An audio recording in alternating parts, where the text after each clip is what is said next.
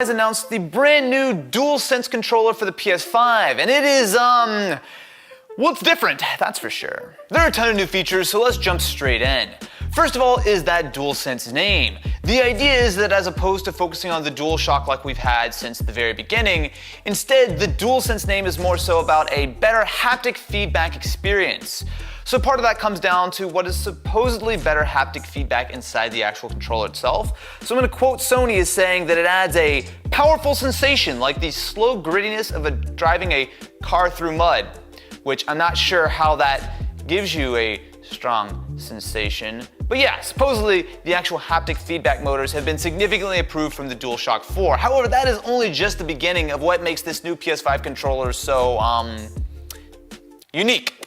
I'm gonna find a lot of interesting ways to not call this thing ugly in this video. There are now adaptive triggers built into the L2 and the R2 trigger buttons. Now this is something that the Xbox One has had, well, since the Xbox One first came out. However, I'm gonna be very curious to see how Sony implements this with the DualShock 5. Oops. Where you would actually get some vibrations in the actual triggers, say when you're playing Forza and you brake too hard and your ABS locks or something like that. There have been many rumors, and if you've seen any of our coverage of the PS5 as well as the Series X, you'll know that the Series X has the lead right now. It is a more powerful console, and even in the best case scenario, the PS5 is like 20% slower in many cases. But realistically, based on how much it throttles, it may be even more.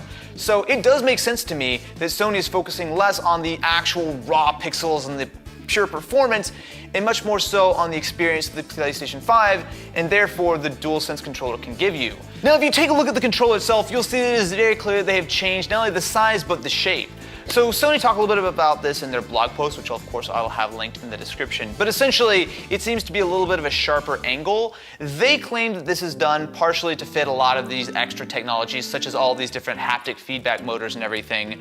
But just like with the Xbox Series X, I do believe that this is also a play to just make these controllers more family friendly, more friendly for all gamers of all sizes of shapes of hands. Sizes and shapes of hands. Sizes and shapes of hands. The quarantine is getting to me. Now, based on whether or not you fall on the PlayStation or the Xbox side of the camp, you may or may not be happy to see that the standard dual stick layout has returned. This is not really a surprise. Of course, the Xbox One has always had the offset sticks, which I personally prefer, but the DualShock has always had that, and of course it comes over to the DualSense controller. Now, beyond that, there are also some interesting design decisions. So look at this image. Take a close look at it. Do you see anything weird? It's, again, I almost called it ugly. It's a unique two-tone white and black color finish. Now, personally, I'm not against trying something different, and as we'll talk a little bit about later, the Xbox Series X certainly does not push very far in that front. And while I'm definitely not a huge fan of it at this sort of first impression, I feel like as we spend more time with it, it will probably start to grow on me. But it's unique, and side note, I feel like this gives us a very good idea of what the actual PlayStation 5 will look like.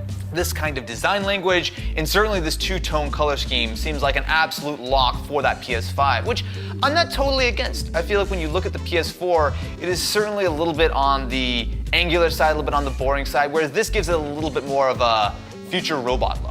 Now, because the DualSense controller still requires backwards compatibility with the PS4 games, which you will be able to play on the PS5, it still has a light bar. However, the light bar has been moved from the back of the controller to around the touchpad, which also is still prominently featured on the DualSense controller. This is something which I feel like is almost more of a legacy thing than anything else. I mean, it's cool to see, you know, the different lights that you have on the controller, but like, does anyone really care about the light bar? I will say one thing. Sony definitely took a shot at Xbox when you look through this press release, talking about how it has strong wireless battery life with its rechargeable battery. You know, the thing that the Xbox Series X still doesn't actually ship with in the box. So kudos for Sony for still shipping a rechargeable battery like they've been doing since 2006. Now, one thing that is missing, or at least has been changed, is the lack of a share button. So Sony are being very coy with this one. So instead of having a traditional share button, which before you would be able to use to take screenshots, record video, or go live on Twitch, or whatever you wanted to do, instead they're taking advantage of a create button, which, quote, they will be focusing on sharing more details later. That's actually not a direct quote, that's a paraphrase. Honestly, one of the biggest features might actually be one of the ones that you can't really see from the photos, but is the fact that the new controller actually has a built-in microphone array. This actually seems like kind of a no-brainer. Now, well, of course, you can still use a headset with the controller, but as far as I'm concerned, this makes a lot of sense. It might not be the highest quality audio in the world, but there have been plenty of times where I wish I had a microphone and I didn't want to have to go dig through like a headset or something. Instead, having it built directly into the controller itself, while yes, you might get a lot of button presses and clicking noises or whatever, but that is a major new feature. And of course, the controller is taking advantage of USB-C just like on the Series X, which brings me to I think one of the biggest comparison points here, which of course is that Xbox Series X controller. Having spent some time really using the Series X controller, it is very similar to the Xbox One.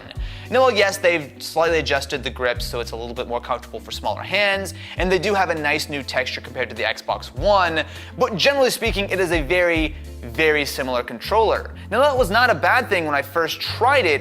However, now that we're looking at this DualSense controller, it is, I don't want to say it's looking a little bit out of date, but it is certainly not as forward-thinking as what Sony has here. And I actually think that some of the stuff, if they really pull off the motion, if they really pull off things like the microphone, and they have a built-in rechargeable battery, could make a real difference. In many ways, this looks like an expensive controller, but importantly, it looks like something which Sony really has spent a lot of time on to develop it into something that's not just the DualShock 5, which I'm going to probably call this controller many times before it actually comes out. But when you put it side by side with what you're getting on the Series X, it does seem like, while I might not be the biggest fan of the looks at the moment, it does seem like a major step forward. So I'm really curious, what do you guys think about the DualSense controller for the PS5, and what do you think about some of the things that really tells us about the PlayStation 5? Again, we are getting very close to the time where we need to see this PlayStation 5.